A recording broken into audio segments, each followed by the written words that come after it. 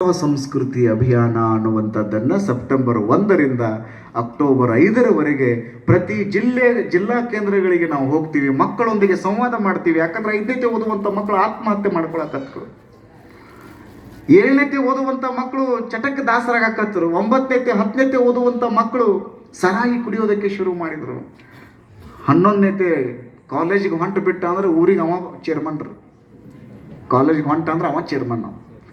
ಇವತ್ತು ಮಕ್ಕಳು ಸಂಸ್ಕೃತಿಯಿಂದ ವಿಮುಖರಾಗ್ತಾ ಇದ್ದಾರೆ, ಧಾರ್ಮಿಕತೆಯಿಂದ ವಿಮುಖರಾಗ್ತಾ ಇರುವಂಥ ಒಂದು ಸಂದರ್ಭದಲ್ಲಿ ನಾವೆಲ್ಲ ಇರೋಣದರಿಂದ ಅವರನ್ನು ನಾವು ಸರಿಯಾದ ದಿಕ್ಕಿಗೆ ತೆಗೆದುಕೊಂಡು ಬರಬೇಕು ಅಂತ ಹೇಳಿ ಒಂದು ಪ್ರಾಮಾಣಿಕ ಪ್ರಯತ್ನವನ್ನು ಮಠಾಧಿಪತಿಗಳ ಒಕ್ಕೂಟ, ಲಿಂಗಾಯತ ಮಠಾಧಿಪತಿಗಳ ಒಕ್ಕೂಟದಿಂದ ಸೆಪ್ಟೆಂಬರ್ 1 ಬಸವಣ್ಣನವರು ಜನಿಸಿರುವಂತಹ ಬಸವನ ಬಾಗೇವಾಡಿಯಿಂದ ಅದು ಬೆಂಗಳೂರಿನವರೆಗೆ ಬಸವ ಸಂಸ್ಕೃತಿ ಅಭಿಯಾನ ನಡೀತದೆ. ನೀವೆಲ್ಲರೂ ನಮ್ಮ ಜೊತೆಗೆ ಕೈ ಜೋಡಿಸ್ರಿ ಅನ್ನೋ ಕಾರಣಕ್ಕಾಗಿಯೇ ಇಲ್ಲಿ ಜಾಗತಿಕ ಲಿಂಗಾಯತ ಮಹಾಸಭಾದವರು, ನಮ್ಮ ನಾಡುಗೌಡರಂಥವರು, ಆ ಜಾಗತಿಕ ಲಿಂಗಾಯತ ಮಹಾಸಭೆಯ ಅಧ್ಯಕ್ಷರು, ಶರಣ ಸಾಹಿತ್ಯ ಪರಿಷತ್ತಿನವರು, ಕದಳಿ ಮಹಿಳಾ ವೇದಿಕೆಯವರು, ನೀವೆಲ್ಲ ಶರಣ ಸಂಕುಲ ಎಲ್ಲರೂ ನಮ್ಮ ಜೊತೆ ಕೈ ಜೋಡಿಸ್ರಿ. ಒಂದು ಅದ್ಭುತವಾದ ಬಸವ ಸಂಸ್ಕೃತಿಯ ನಾಡೊಂದನ್ನು ನಾವೆಲ್ಲ ಕಟ್ಟಬೇಕಾಗಿದೆ.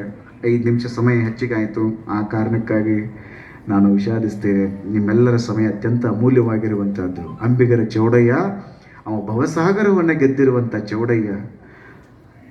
ನಾವು ಎಲ್ಲರೂ ಆ ಶರಣರ ಚರಿತ್ರೆಯನ್ನು ಕೇಳಿ ಸಾಧ್ಯ ಆದಷ್ಟು 0.0001 ಪಾಯಿಂಟ್ರಷ್ಟಾದರೂ ನಾವು ಅರ್ಥ ಮಾಡ್ಕೊಂಡಿವಿ ಅಂದರೆ ನಮ್ಮ ಬದುಕು ಬಂಗಾರ ಆಗ್ತದೆ. ಶರಣಾರ್ಥಿ.